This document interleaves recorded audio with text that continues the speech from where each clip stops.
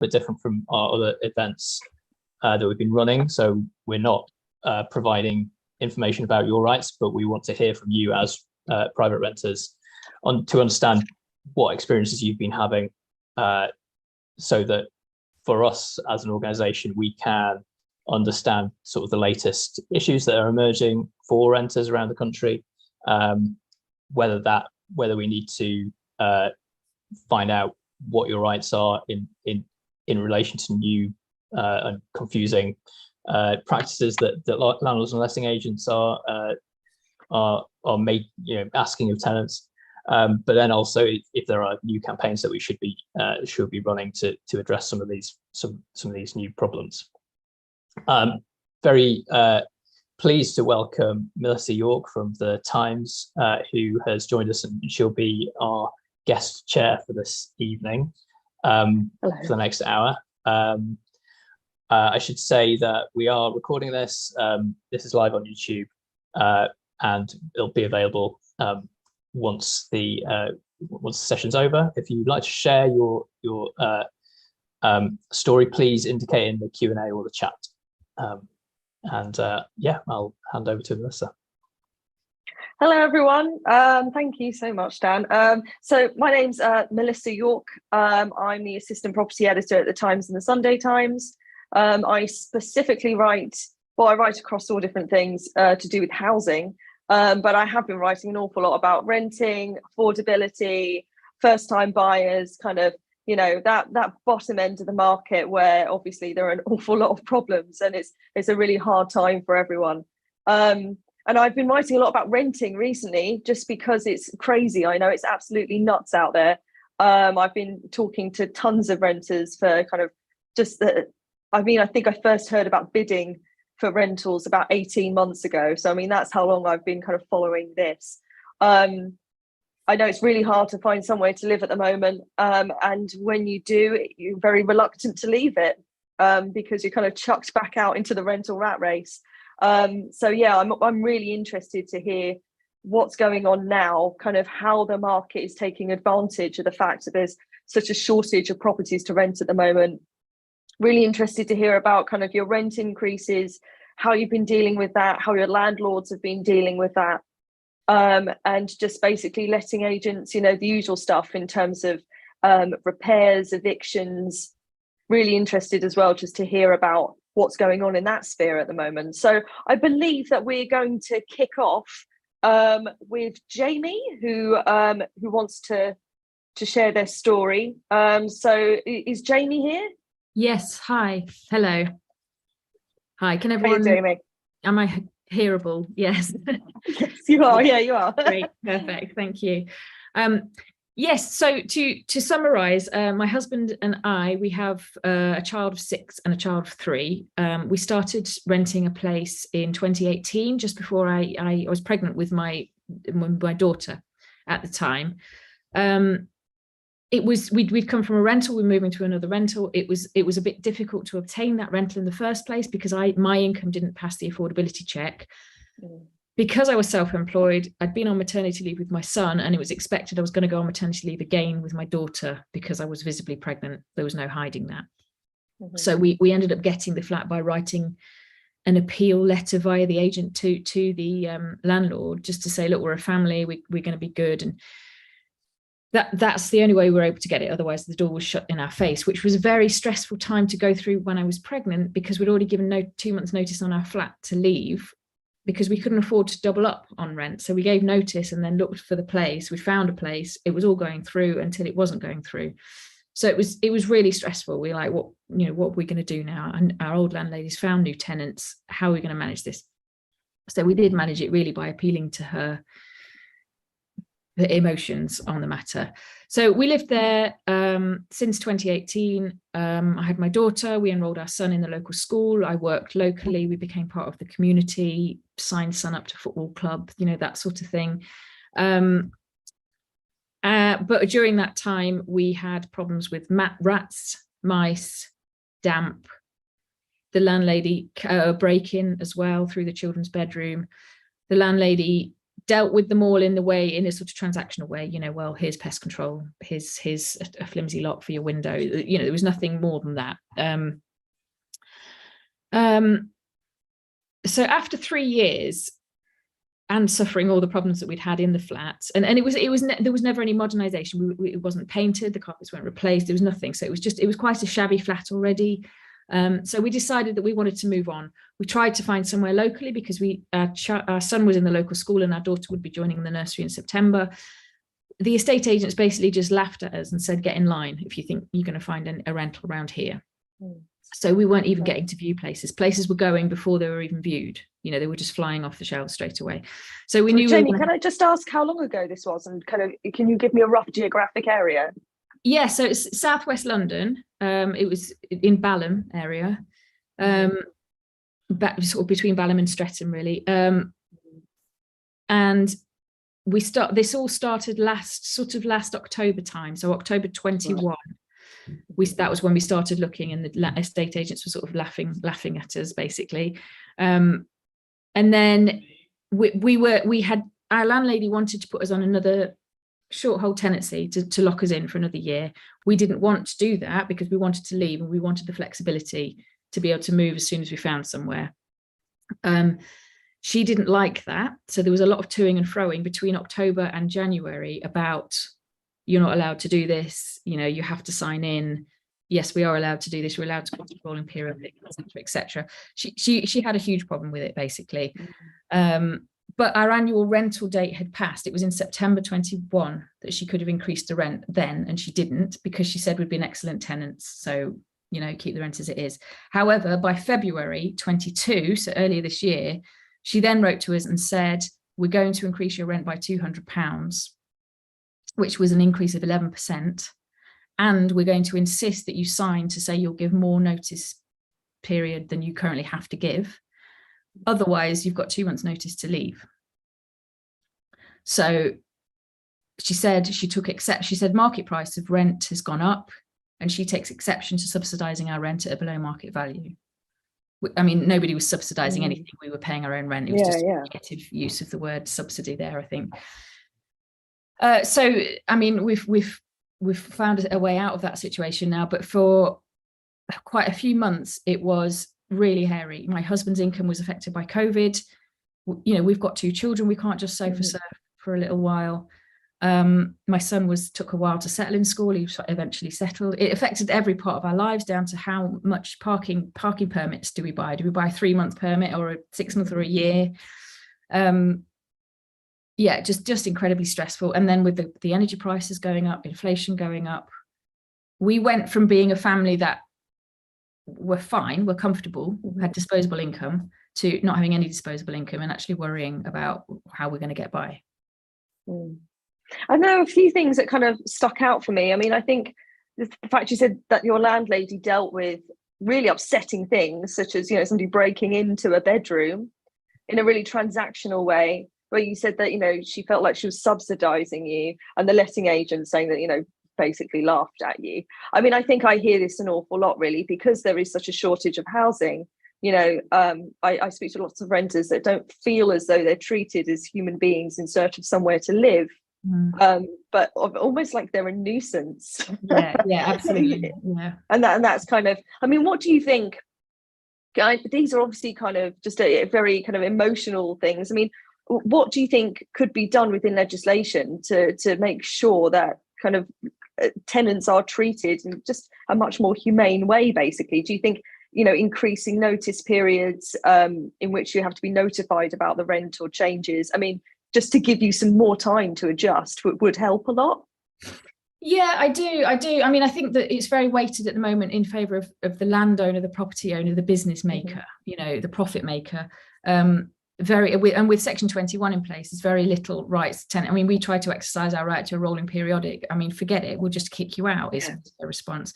I think capping rent increases, I mean, I don't know that rent should go up in line with inflation, because this is people's homes we're talking about. It's not the cost of petrol or the price of a tin of beans. It's more, you know, you've got to have shelter. You can't operate your life without shelter. So I think a cap on the amount that they're allowed to increase the rent by. I think abolishing Section 21, because that just makes a mockery of any other right that you put in place. And yeah, I think increasing the notice period that you have to give tenants it's impossible in today's market for a family to find, as we found, to find a place that's suitable for their family and their lives in 2 months. It's just a joke. It's a joke of a time, you know. Yeah, and in terms of, you know, your family, you obviously need some kind of stability, because you said, you know, you create a whole life and a whole support group and community. So I mean, how could you just tell me how often you've had to move around as a family? As a family, I mean, 3 times. Yeah. And I mean, that's quite a lot when you consider, yeah, exactly. So what's that, like 3 times in 6 years? Your son's had to move every other year, basically. Yeah, I guess, yeah. Yeah, and that's quite an upheaval, isn't it, really? Yeah, exactly. Okay, brilliant. It's been really great to hear from you, Jamie, and also just to hear kind of some of your solutions as well. You know, that's really handy. I think we've got somebody else actually to listen to now, if that's okay. So I think Ellie has asked to speak, if that's okay. Is Ellie here? Sorry, it feels like a bit of a seance.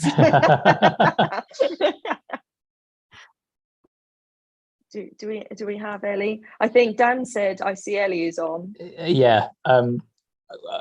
Maybe once Ellie's sorting out her camera, I'll just mention that we do have, if someone is experienced something similar to Jamie there, with a rent increase, with issues around you know, signing a fixed tenancy, we have some information on our Know Your Rights pages on our website, which is generationrent.org. So I think we should be able to sort Ellie's camera out shortly. Yeah, sorry, it's saying, I don't know if you can hear me, but saying that the host is blocking my camera every time. I know it's the thing, and I don't look as good as I did earlier in the day, but it looks like you can turn it on now. Ooh, there we go. Hi. And you just saw me look shocked. That's not embarrassing at all. That's all right. Yeah, I think it was quite interesting actually what you said a minute ago about the sort of amount of time that they should give for the rent increases, because I had mine, well, they suggested increasing it, and usually they give us, you know, 2 months to give notice. So that would have been like this month. And I said to them, you've basically given me 2 days to let you know, because it was in about 2 days before I'd have to give the 2 months notice after the year is up. And I was like, I don't think that's acceptable for you to give me 2 days to let me know that you might be increasing it. And they said, oh, sorry, I only just found out. And I said, I don't know who you are anyway. You're not my property manager, you're just a random person for the estate agent. So that was a bit odd. And that kind of starts off the really weird experiences I've had over the past 3 years. So my partner and I have rented 3 places in as many years. In our first place, which was where we actually had direct contact with the landlord for the only time, they claimed that we were liable for an entire bathroom floor replacement, which was worth thousands, even though we'd spent about 8 months complaining that every time I was about to step out the shower, I was probably going to go straight into the basement, because there was definitely a bit of a groove there. And we'd spoken to other tenants, we'd spoken literally to the freeholder, and they'd gone, yeah, I'm really sorry, there's a block pipe and it's causing, you know, obviously some damage to the ground floor. And we told the landlord, so when we moved out, she went, right, you've got to replace the bathroom floor. And we were like, no, we don't. She said, yeah, it's going to cost like 5,000. We were like, no, it really isn't. We spent our whole summer holiday worrying, only to get back. And she went, no, you know what's the freeholder? We were like, yes, we told you this. How could you just have spent like a month convincing us we were going to have to pay for it? So we thought, can't get any worse than that. And we moved into somewhere which has a property manager. So we never get to contact the landlord. The only time I've ever had to get in contact with them was when I received their court summons, because they hadn't replied to any of the letters saying that they had a parking fine. And it's because all of their mail came to our flat, and we weren't allowed to let them know because we had to do it through our property manager. And they said, well, it's COVID, just chuck it all. And I said, well, I've had 4 which literally have, you know, police stamp on it. I really think I should give it to them. And eventually I had to look on my tenancy agreement and find their address and mail it to them and go, you're literally about to go to prison. I think you should actually start getting mail sent to your own actual house. So that was a place that we were told was fully furnished. That was how it was advertised. When we got there on the day, there was no furniture except a bed and a sofa. But we were told that literally that it was, well, you know, furnished as seen. And we said, well, we saw a chest of drawers and a wardrobe and a washing machine and a dryer. And they said, yeah, prove it. We were like, We didn't take pictures when we were looking around. We didn't know we wanted it. And they're like, you've got no proof. No. So they gave us 300 quid to buy all of that stuff. And we're like, do you know how much a washing machine is, let alone everything else? And they were like, yeah, well, they literally said, court doesn't usually end well for tenants. You're like, oh, that's nice. Okay. So we couldn't really escalate it any higher when we were clearly trying to say that we would do. And we obviously got a bit freaked out because this, only our second time renting. And then they retrospectively altered our inventory, which had initially said fully furnished and said we had a garden as well. And then they went, oh, we found a technical error. And then it came back and we were like, it now says partially furnished and that there's no garden. And when we raised it with them on the phone, a young man said, yeah, it's the one with like the cracked end garden. And we were like, that's not nice that all of you can refer to our property like that. And we have, okay, that's really weird. It was just a little bit of a messy area, but it belonged to another flat. So that was another thing we kind of falsely sold. And so eventually we moved out after a year because the ceiling of the bedroom's bay window kept opening up to the heavens every time it rained. And I kept getting debris on my TV. And we spent 6 months trying to get it fixed, except the 6 months was basically spent trying to explain to a property manager who clearly never even visited the county what the layout of our property was, because she could never even get it sorted because she didn't know where things were. And she kept repeatedly asking, well, what about the people upstairs? And we're like, what about them? And they said, well, maybe it's coming from their flat. And we're like, okay, a bay window sticks out. There's nothing above it. How could it be raining in if it was upstairs? That's just not how it works. And they completely didn't understand at all. And actually, the landlord ended up getting completely rid of the property managers after that, because it turned out even every time they said, oh, the landlord said this, they want to do this, they hadn't told them once. They got there and went, why the hell is there a hole in our bedroom ceiling? And they'd never been told, and nothing had ever been passed on. So we were basically lied to. And we'd even found a dusty form on a shelf, which was about 5 years old. And a contractor, their only recommendation was, you should probably sort the bay window because that's going to collapse. And we were like, okay, we've got to get out of here. And I swore I'd never rent with them again. And then I walked past my favorite building in town, which is a listed building. And I was like, oh no, it's a flat, but it's them. And I thought this time it'll be different because of the people who live there said, we've got a really great property manager who left about a month later. And so I've had about 2 or 3 property managers since then for this flat.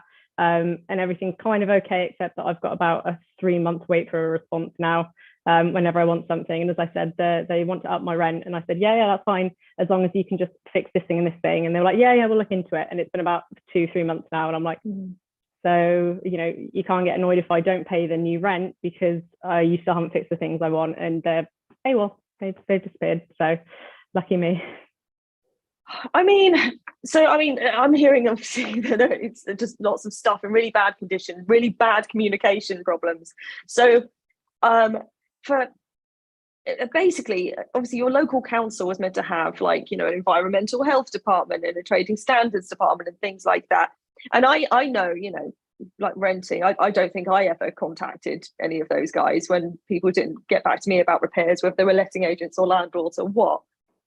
Just because I suppose deep down I never really believed they would do anything. But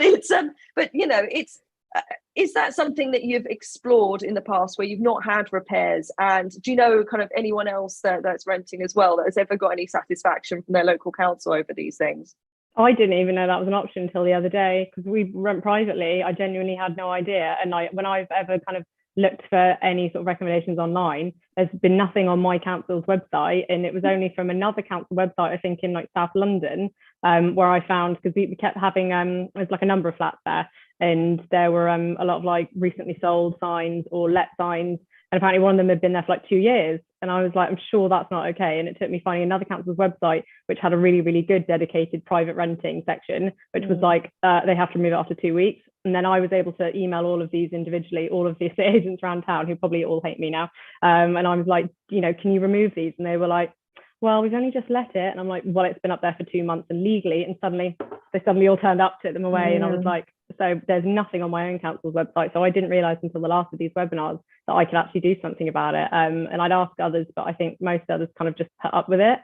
They don't, again, they don't realize what they can do. And I think there's, especially with this estate agents who've really got a monopoly just around Berkshire, I think they know that they can be quite arsy and almost threatening with us. And a lot of renters just don't realize that we have a bit more power. And, like a question was last time, which was like, what is a reasonable time to wait? I think we just don't, every time we ask and go, I've been waiting ages, they kind of come back with an equally arsy response. And you're like, oh God, have I annoyed them now? Because I don't know what I'm entitled to. And then, you know, when they come back with something, you think, oh, have I done something wrong? So, yeah. Yeah, exactly. I mean, I suppose when it comes to asking for repairs, do you feel a bit safer asking for one through a property manager or a letting agent, even though obviously they're rubbish, than if you asked your landlord directly? You know, were you, for instance, more scared of eviction by asking your landlord directly for repairs, or, you know, basically, which one do you think is kind of a bit easier, and one where you have kind of less fear of consequences? I think probably just sort of asking repeatedly, because I think I'm more worried about them just not helping with anything at all. So if I ask for one thing and I don't get it, and I start pushing and being really annoying, then when something else comes up, I'm like, I don't think they'll want to help me now with this thing. Or, I mean, there's been times where they've got a dedicated portal for repairs, and often when I email an actual person and go, can you fix this, they'll just come back with an automatic email. It'll come from another account and seem like, oh, it was just timing. That they'll say, did you know we have this portal? And I'm like, but I've put things in there and none of them have ever been addressed ever. And then I start to wonder, like, is that just because I've annoyed them in the past by asking for something and they haven't done it for a few months? And now when they see me, they just go, oh, she's asking for stuff again. God, she's such an arse. So, I mean, I think, you know, and I hardly have contact details for my landlord, like I said, because it's like, I don't know whether it's that they want to make it really, really easy for the landlord, or that they genuinely think that they will have to spend less money as a company by, you know, pretending that they've spoken to the landlord, and then they just sit there and do whatever else they do and completely ignore it. Because, I mean, there's been times where I genuinely say, what's going on with this? And they're like, yeah, we've asked a contractor. And I'm like, I do not know of a single contractor that takes 3 months to respond. That's just not, you just haven't done it. Yeah. I mean, so this is all about transparency as well. And I know, like, there are some, I mean, privately owned apps and things where, you know, your landlord can sign up, you can sign a tenancy agreement through like a, you know, like an e-agreement, and then you can report repairs, and then you can see, like, you know, the progress of those repairs. Have you ever used any of those? And I mean, if you have they ever been any good? I haven't tried the other ones, to be honest. I mean, I've tried obviously their own one, which I think I think a lot of things like that, I feel like they just get involved with them or have them so that they can say that they do. I don't believe that they really properly use them. So, I mean, I think, you know, there's probably a few other avenues I could take. But again, I think I just get worried about them getting a bit annoyed and just kind of and not responding, almost because I've annoyed them, rather than they're not going to do anything. But then that's another excuse for not to do anything. But I mean, this one was like nearly fined $500,000 for price fixing with other local ones. And then the only reason they weren't fined was because they're the ones that ratted themselves out. So I feel like they've also got a reputation that precedes them of, we've got all of the properties and we can do whatever we want, but you can't find anywhere else because we probably have that other property that you looked at. And so, you know, I'm almost at a point where, like, I think I've just started fixing things myself. Like, we've got an old sash window where they've painted it like a child painted it. It's like they've gone over onto the glass, and I've just started doing it myself and fixing it because they won't notice, because they never come along anyway. Yeah, I mean, I think the one I've heard this, maybe this is like the fourth time I've heard of someone now that said they've rented a place that didn't have any appliances in. Do you think that should be some kind of like legal requirement, or at least advertised on the listing? Yeah, I mean, I think definitely also sort of their ability to change the description later on, because like I said, how they were able to go back and change the tenancy agreement. Like, you know, if it is advertised as having appliances, they shouldn't be able to change that description either, because that's probably the only form of evidence that you'll have. And if they come back and say, well, it was, you know, partially furnished, and then I don't actually believe that there is a standard definition of partially furnished. That is apparently down to every individual estate agent, which is insane, because then if they don't have one, they will just make it up dependent on what the situation is and what it is you're complaining about. So, I mean, for 300 quid, all we got was a washer dryer, and then we had to get those just like rails, you know, literally rails in our bedroom to hang our clothes off. But you know, we couldn't prove when we looked around that they did have these appliances. I didn't think of taking pictures when I was looking around, so I thought, well, my boyfriend's here with me, we both know what it looks like, what will we need these for? And then we found out the tough way that we really, really should have had like as much provable evidence.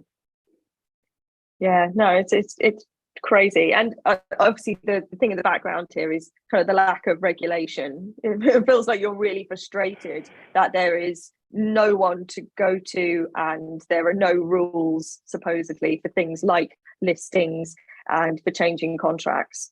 I mean, what would you like to see? Would you essentially like to have every letting agent pass some kind of qualification to be answerable to like an ombudsman or something?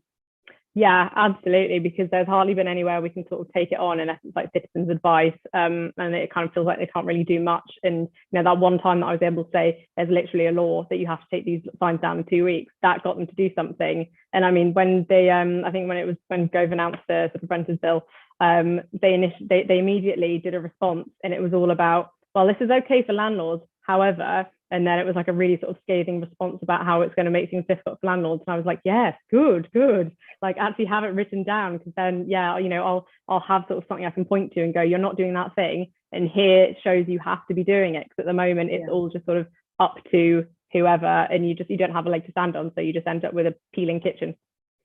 Yeah, it's really frustrating. All right, thank you, Ellie. I think I've got a couple of anonymous kind of people here. I don't know whether one of them says, hi, I've gone through a few tenancies in the last 6 years since I moved to the UK, some shared houses and a couple of studio flats located north of London, a commuting town. I don't know whether that person wants to just come on maybe anonymously, if that's possible, and just kind of chat with their camera off. Is that an option?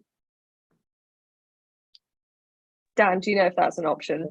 Yes. So we've got someone who's got the camera turned off, but we can hear them. Hi. Yeah. Oh, hello. Hi, yes. Yeah. Okay. So basically, I went through first home. It was basically the tenancy agreement was saying about all bills included, but basically the contract wasn't the same than the other tenants. So the other tenants were actually paying into the meter, but they, at a certain point, they started refusing to pay into the meter because the landlord wasn't paying for my part. So the winter came, there was no heating. The hot water wasn't coming out, probably because of the pump wasn't at the right level. There wasn't a pump and the tank wasn't at the right level. So, I mean, I could have hot water if I was washing my feet, but I couldn't have hot water if I was washing my head. And the water was also leaking through the floor down the kitchen. So basically, at a certain point, also the furniture fall down, and the landlord basically didn't come. It suddenly came when another tenant came in. He called for the council. The council came. They saw what was going on, but basically nothing changed. In a couple of months, the landlord gave us notice and to move away. But basically, the council didn't change anything, and the situation didn't get improved. Probably the house is still there. I don't know. I moved in another home. This was a small home. In this second home, basically, I discovered by chance that there's still some house with asbestos inside, because you used for painting in this before it went out law. And there was also strange things inside the courtyard. And I wouldn't be surprised if there was some deposit of asbestos somewhere. And if houses with asbestos inside are still rented without the tenant knowing this. Because there's a lot of people coming from abroad, and if you don't get informed about the particular laws inside this country, you are not aware of that. And then I moved in another home. The next one, there was leakage from the roof when it was raining, and the landlord basically was just delaying because he was saying, I should come there when it rains to see where the where the holes are, where the leakages are. So it just went delaying and delaying. And when I went out, he tried to keep the deposit because he was accusing me of causing mold inside the home, inside the house. When instead, maybe it was his fault. They moved the house. So there was in this house there was a lot of people. The landlord could come or break in at any time with any type of excuses, just to get through the flat, the room, and I mean, just to see things, even, I mean, just to make control, keep control of the house.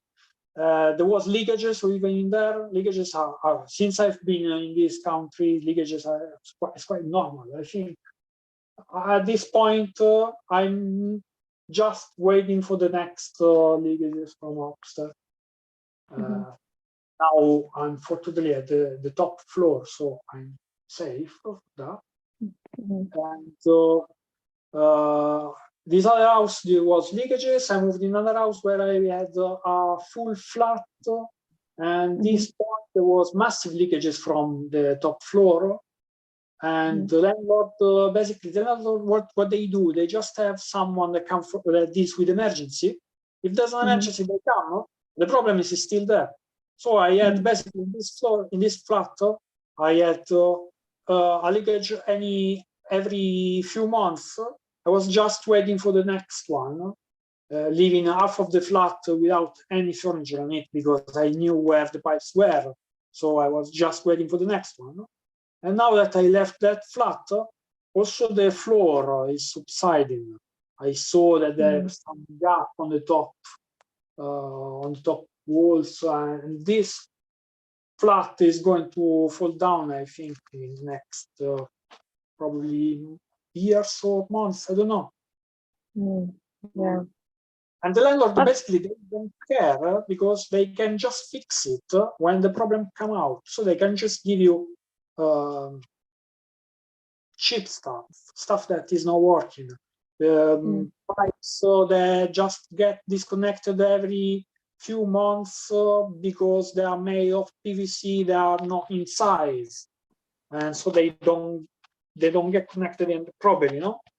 And so that's it. To run away from this situation, what I could do, I started looking for home that are more and more expensive, because what you do, you have a cheap, you pay for a cheap home. There's so many problems, and you start looking for something that is better, that looks better.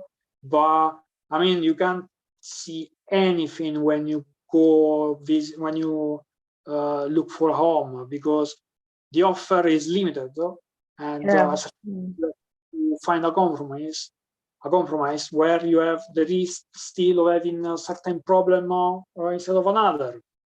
Like, I don't know, you start looking for homes which have no wooden floor, or you start looking for homes that are not at the ground floor, not at the middle floor. You start limiting yourself, because basically you start being scared of having to deal with the same problem again and again. And going up and up, I hit another problem. That's basically the request of guarantees from landlords when they have problem flats. When they have problem flats, they ask you for guarantee. They ask you to guarantee for the rent. I mean, but the deposit is there for that. First thing. Second, being a foreigner coming from abroad, I don't have anybody that can guarantee for me. I don't have parents or relatives that can guarantee for me. I don't even have someone that can sign, that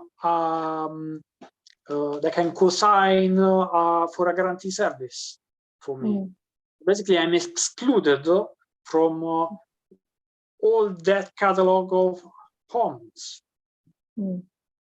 And I mean, this is a problem because it's some if I mean, from one side you push me towards higher rents because you give me scrap if I spend less. On the other side, if I want to spend more, you start questioning me because you are not sure that I can pay you, even though I actually have full-time employment and I can actually afford your flat. Because it is, I mean, I don't have a car, so I can spend that money on, more money on a home. I mean, why are you looking for a financial guarantee from someone else? Doesn't make sense to me. And this is really the problems that I face. And also the eviction, the problem of the eviction, that is a big deal because now, for instance, I'm in this new home, and this is a good flat. I'm happy of living here, but if there's any small problem, I can complain because I risk the tenancy not to be extended next year. Like now, that's the rebate, this 67 pounds that come from the electricity bills. The landlord is giving me, is providing me with the bills, with the electric bill. But I mean, I don't see the detail. He is basically issuing the bills. But if something is not right, I can't point it out. You know what I mean? Yeah. I think that the point you made about the guarantors, the fact that you can't find a guarantor because you don't come from this country's, it also affects, international students as well that need somewhere to live. I think it's a really good point. And I've seen lots of companies, crop up recently to provide a guarantor. But why should you have to pay more money, to just because you're coming from abroad? It seems, especially for an international student, right? It's basically, do you find that you're having to pay over and above what you see advertised as the rent because you've got to take all of these other things into account, such as the guarantor and those sorts of things? Yeah. But these things, don't forget that these things affects directly a certain category of people, but indirectly is affecting everybody because the market is the same. And it works the same for me. It's pushing my rent up, is pushing also your rent up because nobody is I mean, I'm sure that you too, you know that on the market there's a number of houses that are not fit for living. It's evident. Just browse the search engines they're showing a number of results that are embarrassing. I mean, I wouldn't sell this thing. I would be shy to put this thing on the market. So Daniele, can I ask where you come from? I'm from Italy. Yeah. So are there some things in Italy that you think they do better for private renters than they do here in the UK? Can we learn from you in any way? I think that the rules, there's a set of rules that are quite advanced, but I can tell you that the quality itself, I'm not talking about the rules, the regulation, also because the standards are different. We have different problems. In Italy, there's earthquakes. Here, there's no earthquakes. Oh, sure. Okay. Yeah. But I can tell you that in general, the quality of housing now, when I was, I've lived by myself in shared house doing university for years in Italy, so I can tell you what happens. So, I mean, you have a lot of problems. It can be that your boiler blows up, then you can die of these problems. But the quality of the structure is never is not such thing. Like, I mean, all the linkages that I found here, they make no sense to me. I mean, it's so easy to if that you know that they're on the top. Yeah, so it's more about the overall standard of housing that is just really poor. Yeah, the standard of the housing is very poor. Okay. It's not related to the price that you pay. Because you pay for something and you have to pay for more to have something that you never. Yeah. I mean, thank you so much, Daniele. I mean, it's really, as I said, I really wanted to hear what you thought as well, because I know the guarantor is a problem I hear all the time, and it's really good. I also wanted to pick up on something in the chat as well, though, if that's okay, which was it says, how can this be prevented, including next tenants that will be moving into these properties? Are you allowed to name the agents and companies? And I mean, obviously, there's nothing kind of, to prevent you, I suppose, doing that online, but there's no kind of official register.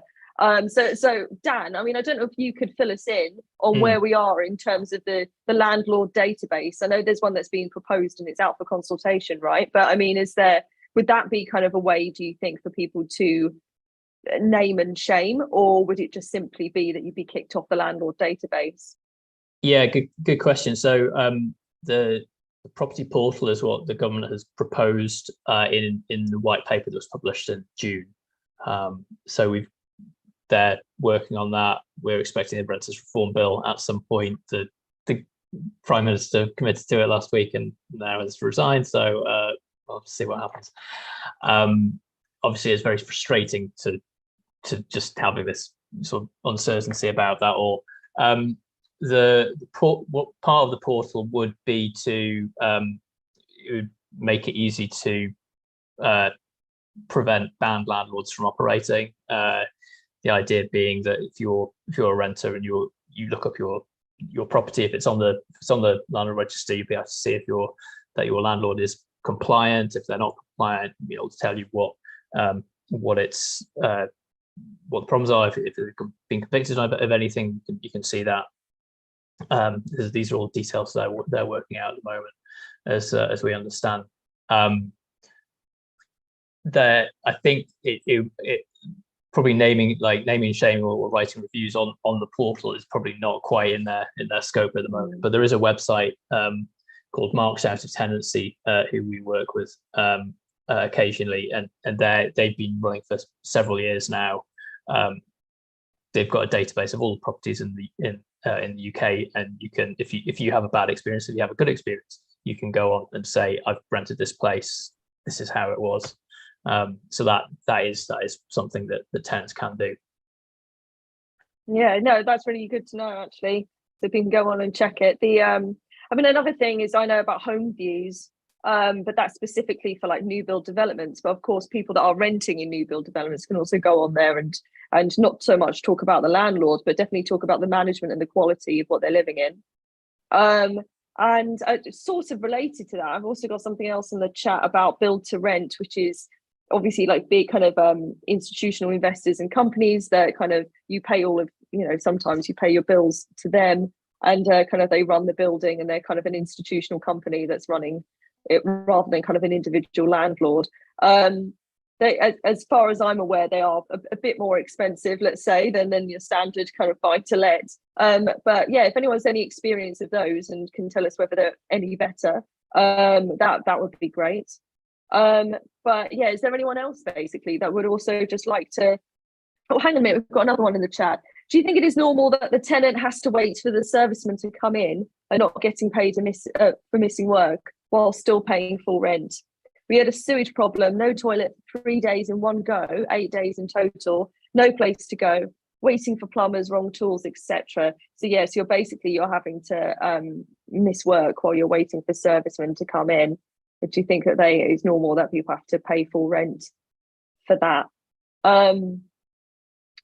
I mean, this is the thing, isn't it? I mean, it depends on.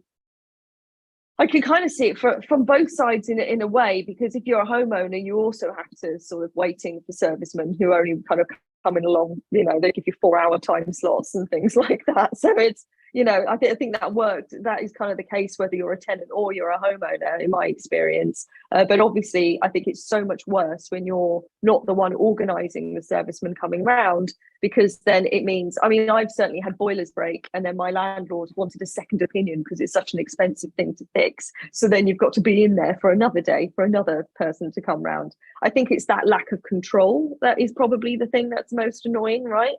I mean, Dan, do you know of anything where, I don't know, perhaps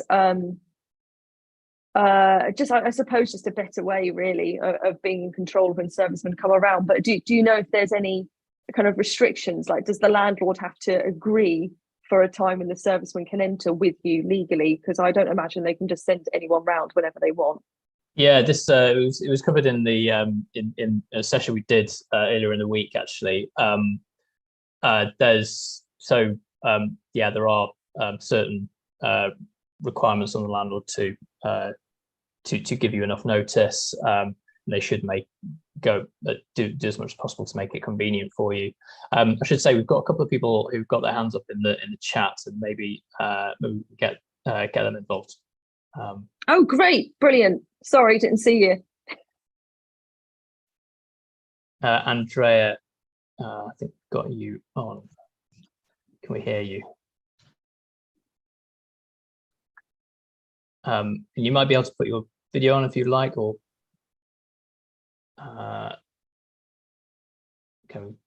we don't have Andrea. We've got oh, hello. Hello. Hey, Andrea. Hi there. Oh, hello. Hi. Right. I'm not sure why the camera isn't working. Oh, here it is.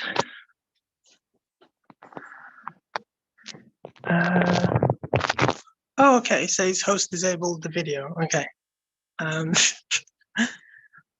Oh, all right. Can you hear me?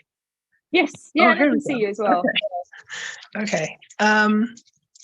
Right. Actually, I'll have a sit.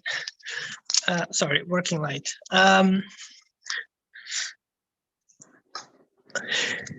So my tenancy is a bit weird. A bit of an oddball because I'm a lodger, not a tenant. So I have a live-in landlord, which it started absolutely fantastic. And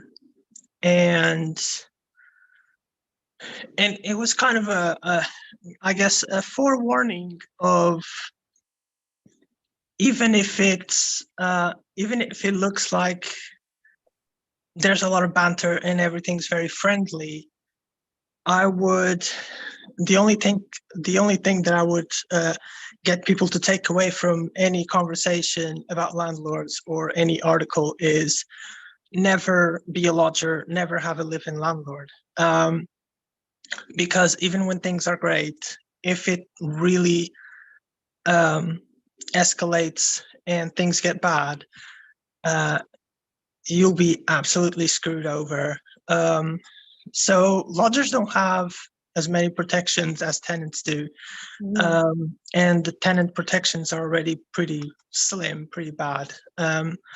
So for lodgers, it's even worse because this is obviously the landlord's place of residence. Can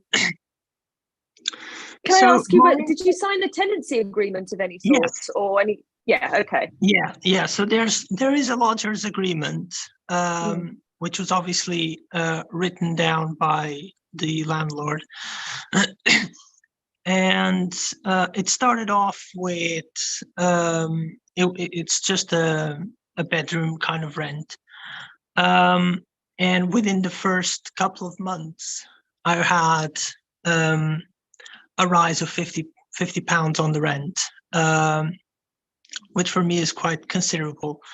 And again, it was just 2 months in that the landlord had a conversation with me to express how things were getting a bit more difficult. So he'd like to raise the rent. And because things were very friendly and there was like some banter and stuff like that, I was fine with accepting that. We didn't update the contract to reflect that.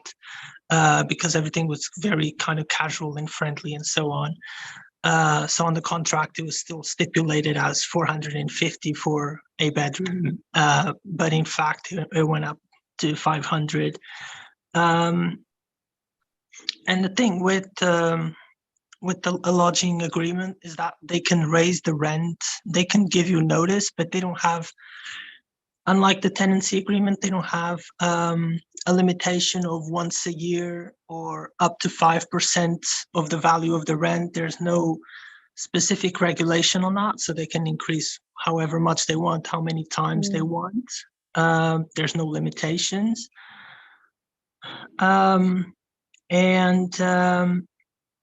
It turned out to be, it turned into a bit of a toxic kind of, went from a kind of a professional but kind of casual relationship into something very toxic, because he just wouldn't do stuff around the house, as in, you know, he'd have his dogs, his pets included in the house, so to speak. But, you know, he wouldn't clean up after them. So if I wanted to access my bike on the back of the shed, I'd have to go through a minefield of dog stools and all that, because he wouldn't clean it up, and I'd have to politely ask and stuff like that. And him and his family would leave the kitchen in an absolute mess. But with, you know, stuff on the stuff to clean and so on. But then he would he started sending me passive aggressive texts, so texts of you know, dishes or pans or something that I had left kind of washed but drying, and he would send it saying, oh, you know, can you clean up after yourself, kind of thing. Just completely hypocritical, because it was even stuff that was it was washed, it was just left to dry whilst they just left stuff that is just dirty out from cooking or from eating and stuff like that. And then it just went from that type of thing to completely inappropriate, to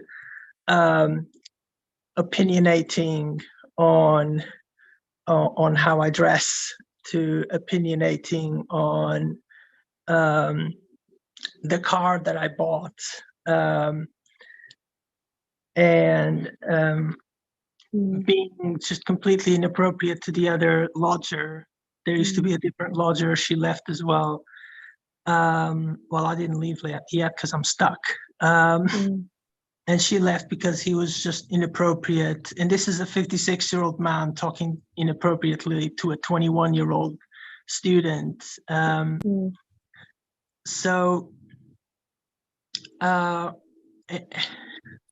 yeah, so the power dynamic is really difficult, right? So the thing is, yeah, because you got to live with these people, so you've got to stay in good terms, but equally you want to be able to say when they've crossed a boundary, and that's difficult when they can throw you out of your home, right? So I suppose, that's kind of what happened, because one time I did call him out on his BS, and obviously he didn't like it. And he made my life the next 10 days an absolute living hell, of feeling completely ostracized out of the house, and just relegated to my own bedroom. So I couldn't use any of the amenities, or I mean I could, but there was this atmosphere. Exactly. He would close the lounge door. I couldn't use I wouldn't feel comfortable to go into the lounge and watch something, because he would close it. Kitchen door, same thing. He stopped allowing me to park the car on the driveway because it wasn't in the contract. He would cut out my internet. And even 2 days ago, I called him out on something else again, and he would and in the evening, he lost the argument and he got upset. So he cut off my internet and specifically, cutting off the MAC address only for my devices, not everybody else's, which is very kind of dangerous grounds, because that's harassing the lodger and cutting utilities for no reason. But at the same time, what arguments do you have? What can you actually use without going through an entire debacle of taking screenshots and recording everything and logging in the days that it happened, in the conversations that happened, and screenshots of this and that, so you can use it in a possible court case. And I find that it's not specifically, even for lodgers even more, that's very hard to find any type of recourse to, because even citizens advice, you call and the number just rings, or if you go to an office, they're still closed because of COVID, they never reopened. So citizens advice just feels like this intangible kind of organization that you can't really get through or to talk to someone. That's at least my experience. Yeah, so so for me, I don't think I know very much about lodgers' rights at all. I know far more about private tenants' rights than I do lodgers' rights. Do you basically just think there should be a resource and it just should be much more easily accessible? Like, how Shelter has loads of information, obviously Gen Rent has loads of information. Do you think perhaps we should start updating our literature for private tenants with more stuff on lodgers' rights? Yeah, I think it's extremely difficult to find anything on lodgers. There's a lot of information for tenants, but and even for tenants on a lot of information for tenants in their own property, enough information for tenants on HMOs, but information on lodgers, it's extremely hard to find, and it's very muddled up with information for tenants. So you kind of have to know within each website, or find specific websites that are, okay, they're actually talking about lodgers, they're not talking about tenancy agreements, they're talking about lodger agreements, that sort of thing. So I think there's a lot of muddled up conversation. And I understand why there might be a difference there, because the lodger's house is also the landlord's house. But at the same time, I feel like that should be more, the rights of the tenants should be more homogenized, rather than being this clear separation. For example, I don't have recourse to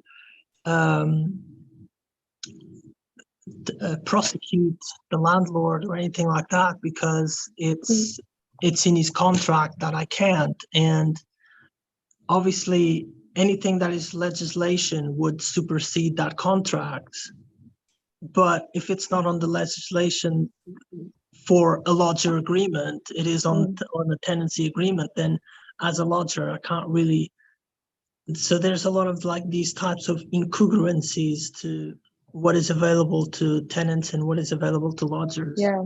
That's really good to hear that, and really important to hear that, because it's definitely something that we have focused as an organization on tenants' rights, but there's definitely hundreds of thousands of lodgers out there.